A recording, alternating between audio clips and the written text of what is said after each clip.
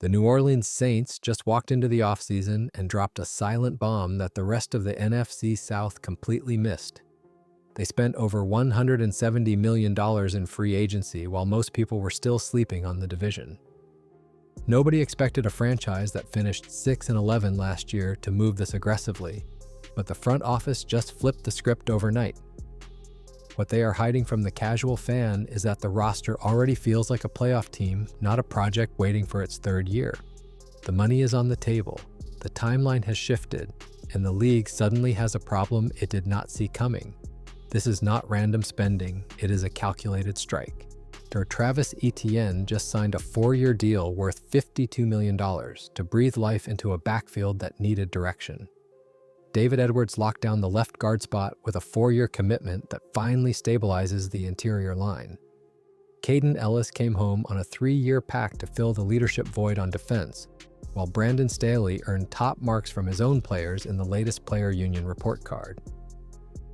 Tyler Shough enters year 2 with 9 career starts, a fearless mindset, and a coaching staff that trusts him completely.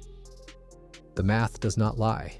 A team with a losing record somehow looks closer to real contention than squads sitting at 9 wins. The scary part for everyone watching from the outside is that this roster still has a missing piece nobody is talking about yet. Kellen Moore did not come here to rebuild from the ground up. He came here to reload a machine that just needs one final gear to start moving at full speed. The draft board is stacked with talent, and the front office holds the exact picks needed to fix the last cracks in the armor. But the real test starts before a single prospect puts on a helmet. The offense is already loaded, but it still lacks the vertical threat that could turn a good system into an unstoppable one. And the front office knows exactly who they need to add. The New Orleans Saints offense on paper looks like a machine built to dominate, but there is one gap that could keep this unit from reaching its true ceiling.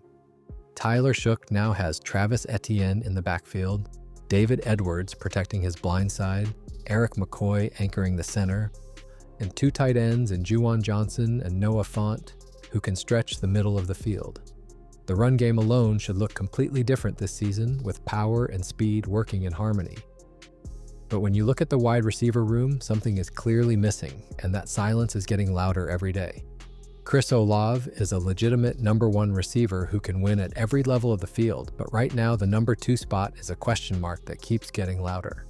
Devon Vell is a capable football player, but asking him to be the second option in a system that wants to push the ball downfield puts a lot of pressure on a player who has not proven he can carry that load consistently. Rashid Shaheed was traded to Seattle, and that speed element vanished overnight. The offense lost a vertical threat it never truly replaced, and defensive coordinators across the league are already planning for it. Here's what makes this situation even more interesting. There is a wide receiver in this draft class who already has a direct connection to Tyler Shough from their college days together. That chemistry is not something you can manufacture, it already exists, and the Saints know it. The wide receiver conversation is going to be one of the most important storylines of this entire draft. But before New Orleans can fix the offense, they have a defensive crisis that demands immediate attention. The New Orleans Saints defense just lost a piece that most fans did not even realize was irreplaceable. Alontae Taylor signed a massive 4-year deal with the Tennessee Titans, and the star role he played in this defense walked right out the door with him. This is not just any position. The star in Brandon Staley's scheme is a hybrid defensive back who has to blitz, defend the run, cover slot receivers, erase tight ends, and basically be a wrecking ball in the middle of the field. You cannot just plug any defensive back in there and expect results. Kellen Moore said it himself. Replacing the star role is going to be a challenge. What makes it even trickier is the coaching staff has made it clear that experience at the position does not matter nearly as much as demeanor, physicality, and raw versatility. Alontae Taylor only had 44 career college snaps in the slot before dominating that role in New Orleans. So whoever fills this spot does not need a resume, they need an attitude. Internally, Julian Blackmon is the most logical option right now. He played 295 snaps in the slot for the Indianapolis Colts back in 2022. Jonas Sanker also logged meaningful reps in the box in the slot last year. Quincy Riley could potentially move inside, and Kool-Aid McKinstry has the instincts for it, but is far more valuable staying on the outside. But here's where it gets really exciting. There is a prospect in this draft class who some evaluators believe is not just the best safety, not just the best defensive back, but the best overall football player available. And if the Saints land him at number 8, the star role could be locked down for the next decade. That conversation starts with the pass rush, because what is happening on the edge might force the Saints in a completely different direction. The New Orleans Saints defensive line has a ticking clock that most fans have not fully processed yet. Cam Jordan is still unsigned in free agency, and the longer this drags on, the more likely it is that his legendary run in New Orleans is over.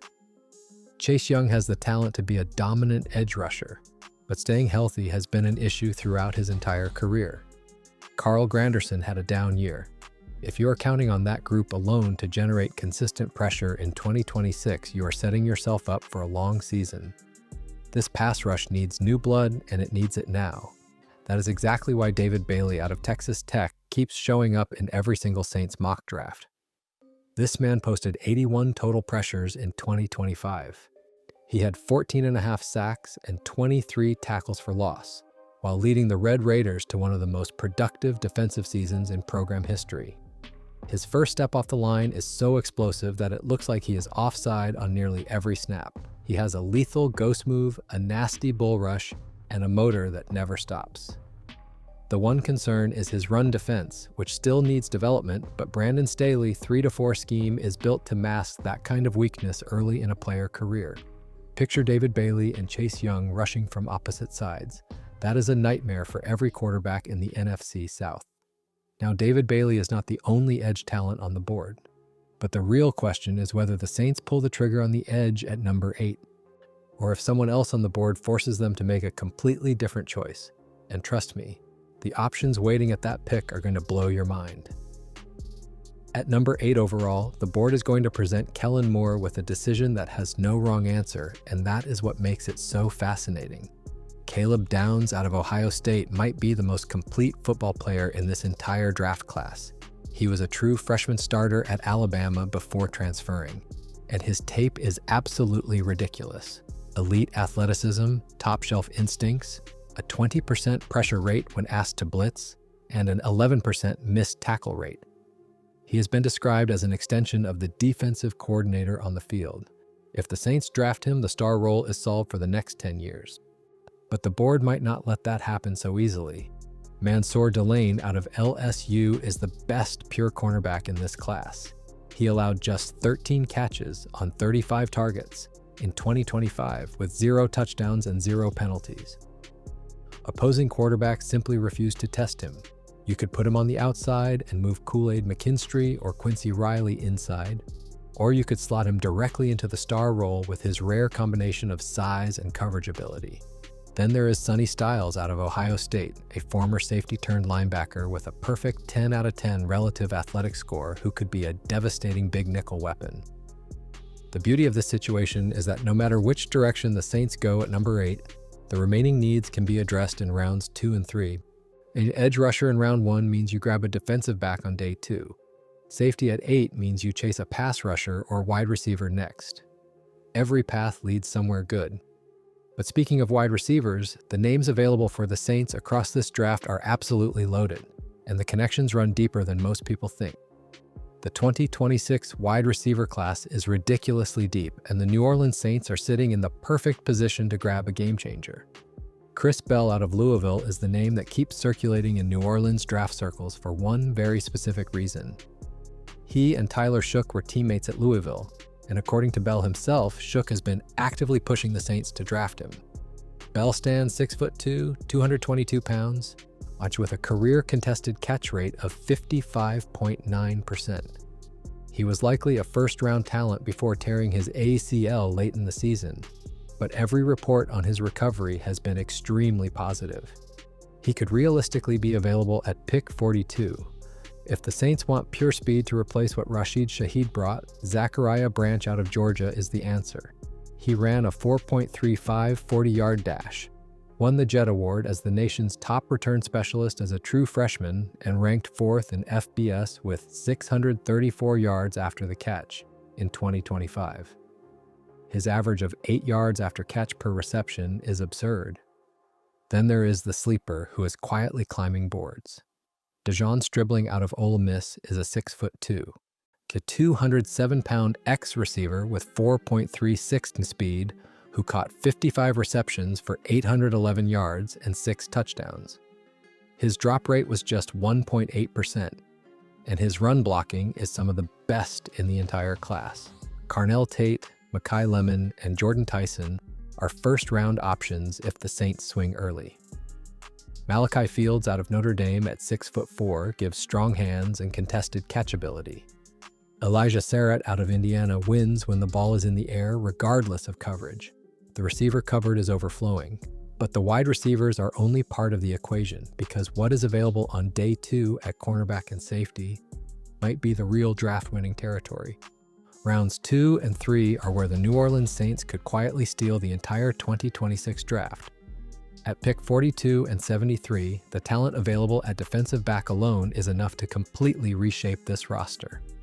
Treydan Stukes out of Arizona is one of the hottest names in the scouting community right now. He posted a 9.95 relative athletic score and ran a 4.33 40-yard dash at the combine.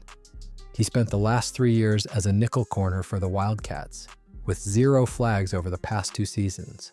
His instincts are elite, his tape is full of splash plays, and he is exactly the kind of high-character, high-ceiling player that Kellen Moore gravitates toward. If the Saints go edge or receiver at number 8, Stukes could walk in and compete for the star role immediately. D'Angelo Pons out of Indiana is another name worth watching closely.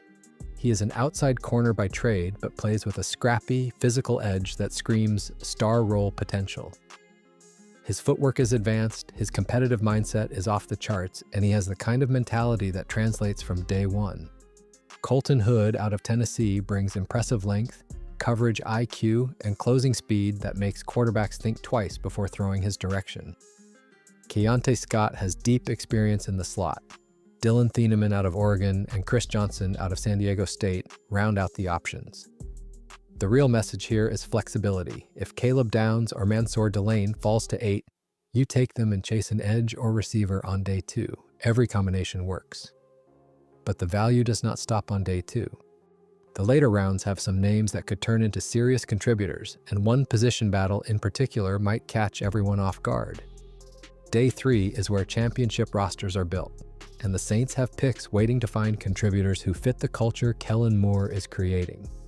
The blueprint is clear, but the final pieces of this puzzle might surprise even the most devoted fans watching from the outside. Day 3 is where championship rosters are built, and the New Orleans Saints have picks at 132, 136, 150, 172, and 190 to find contributors who fit the culture Kellen Moore is creating.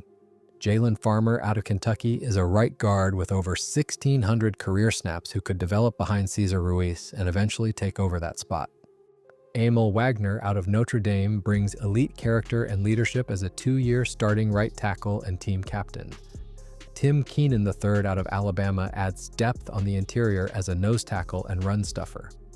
Then there is Jonah Coleman out of Washington, a 5'8", 220-pound bowling ball who scored 15 touchdowns in 2025 and already had a top 30 visit with the Saints. Now here is the position battle nobody saw coming. The Saints met with Drew Stevens out of Iowa after his pro day, taking him to lunch and showing real interest. Stevens is rated as one of the top 3 kickers in this draft class and has already met with about 8 different teams. Charlie Smith converted 12 of 16 field goals last season and hit multiple kicks from beyond 50 yards. But bringing in competition only makes the roster stronger. Whether Stevens comes as a 6th-round pick at 190 or as an undrafted free agent, this kicker battle could be one of the most interesting camp storylines in New Orleans.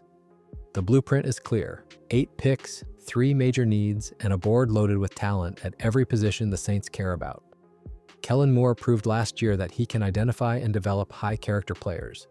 The 2025 draft was award-winning. The 2026 class has every ingredient to be even better.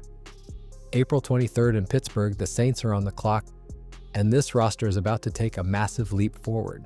If you believe this team is different, drop a comment below and make sure you are subscribed so you do not miss what happens next.